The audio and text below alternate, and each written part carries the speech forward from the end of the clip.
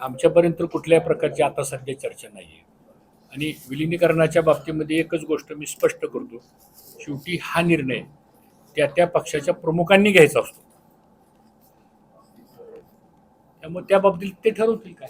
पण आता काही ठिकाणी कसं झालं, तुमचं उदाहरण घेऊ, ताई घड्याळकडनं लढल्यात, तुम्ही साहेबांसोबत आहात, मग जर समजा विलिनीकरण लांबलं रखडलं मग पुढं काय? नाही, आम्ही ज्यावेळेस इलेक्शन पुणे जिल्ह्यामध्ये लढवायचा निर्णय घेतला त्यावेळेस अजितदादा, आम्ही सर्वजण जिल्ह्यातले सगळे प्रमुख आम्ही एकत्र बसून हा निर्णय घेतला सातारा आणि पुण्याच्या बाबतीत. आणि त्याप्रमाणे जे काय उमेदवार उभा करायचे आपल्याला ते सगळे घड्याळ चिन्हावरतीच उभा करायचे अशा प्रकारची आपला निर्णय झाला. त्याप्रमाणे निर्णय झालेला आहे. आता ते निवडून सगळे त्या घड्याळावरती आलेले आहेत. आता काय अडचण आहे? तुमची अडचण काय?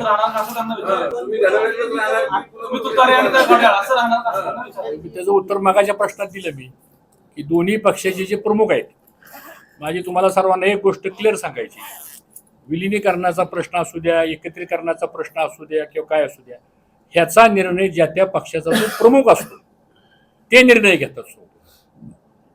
आम्ही काय पक्षाचे प्रमुख नाही. आता पुणे प्लीज एक मिनिट पक्षाच्या प्रमुखांची इच्छा नाही आता निर्णय घेण्याची, ते ठरवतील ना. ते सगळं मग ते ठरवतील ना. मग तुम्हाला उत्तर माहित असेल तर मग मला कशाला विचारतो? चला ठीक आहे. पुणे जिल्ह्यामध्ये एकत्र लढलो, घड्याळ तुम्ही सगळे निवडून आलेला आहात, तुमची कन्या पण निवडून आलेली आहे, अनेक सदस्य निवडून आले. तर आता या पदाधिकारी वाटपामध्ये तुम्ही सूत्र कसं ठरवणार? कारण सगळे घड्याळ निवडून आले. आता तुम्ही शरद पवार साहेबांच्या राष्ट्रवादीचे आहात, तर तुम्हाला पदाधिकारी निवडीमध्ये एक मिनिट, फार सोपं आहे ते. 51 सदस्य घड्याळ निवडून आलेले आहेत, संपला विषय ना. त्या 51 मधलाच पदाधिकारी होईल ना, त्याच्या बाहेरचा होणारच नाही काय होणार. तुम्ही जरी वेगळ्या पक्षाचे लोक आहात, तुम्ही त्याचं चिन्ह वापरले नाही. एक मिनिट तुम्ही कन्फ्युजन करू नका.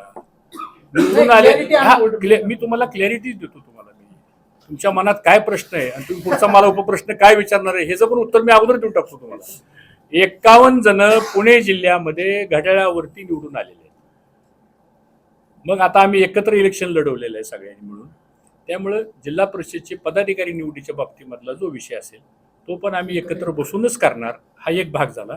दुसरा भाग, जे पदाधिकारी होतील ते 51 मधलेच होतील.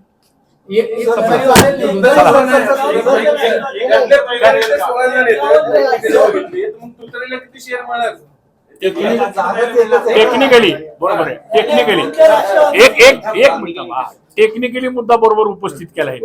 मी आपल्याला उत्तर टेक्निकली देतो. टेक्निकली 51 घड्याळावर त्यातलेच पदाधिकारी होणार. थँक्यू. गट नोंदणीमध्ये तुम्ही जर घड्याळ निवडून आलात तर तुम्ही एकत्रित गट नोंदणी करणार की थांबा एक मिनिट तुमचा बेसिक प्रश्न काय मला विचारा बरं. बेसिक प्रश्न आहे की तुमचे या अकाउंट मध्ये किती जे राष्ट्रवादी शरद पवार काँग्रेसचे आहेत ते सदस्य किती, ते स्वतंत्र गट नोंदणी करणार का? आणि या व्यतिरिक्त एक जण स्पेशल तुतारीवर तुमचा निवडून आलेला आहे, ज्या पक्षाचे नेते आहात, त्याची भूमिका काय राहणार आहे? हे 3 प्रश्न केले.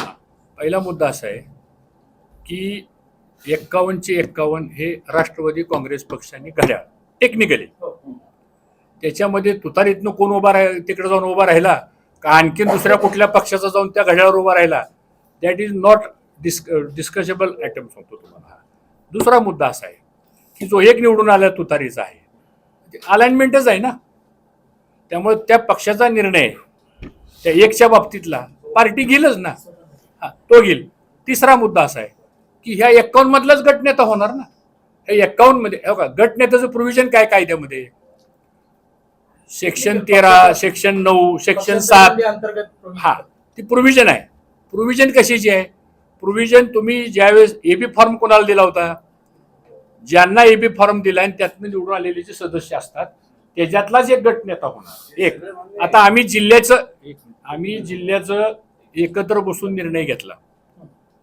तो घेत असताना अजितदादा होते, दिलीप वळसे पाटील होते, अमोल कोल्हे होते, ताई होत्या, त्याच्यानंतर सगळे आमदार होते, आम्ही होतो सांगतो.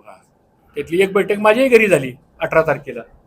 उद्या त्याला एक महिना होईल, उद्या 18 तारखेला. त्यावेळेस असं ठरलं की सगळ्यांनी एक चिन्ह घेऊन लढायचं सातारा, आणि शक्यतो जिथं होईल तिथं करायचं, जिथं होणार नसेल तिथं तुतारीचं चिन्ह घ्यायचं. हे डिस्कशन झालं. आता पुणे एक जिल्ह्यात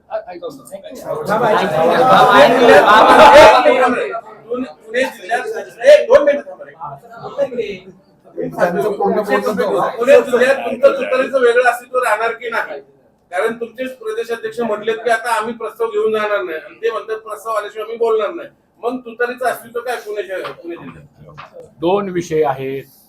जिल्हा परिषदला एकत्र लढलेलो असल्यामुळं घड्याळ चिन्हावरतीच इथून पुढे 5 वर्षे जिल्हा परिषदचा कारभार चालणार. संपला विषय. एक हा. दुसरा विषय, जे पदाधिकारी निवडायचे असतील त्याबद्दल आम्ही जिल्ह्यातले सगळे प्रमुख आम्ही एकत्र बसू आणि बसून त्या संदर्भातला निर्णय होईल. हा दुसरा विषय. तिसरा विषय की पवार साहेबांच्या राष्ट्रवादी पक्षामध्ये आम्ही आहोत, तर त्या पक्षाचं पुढं काय, तर त्या पक्षाच्या संदर्भामध्ये आमच्या पक्षाचे जे प्रमुख आहेत ते संदर्भातली बैठक आमची लवकर होईल. त्यानंतरची पुढची दिशा ठरवली जाईल. थँक्यू.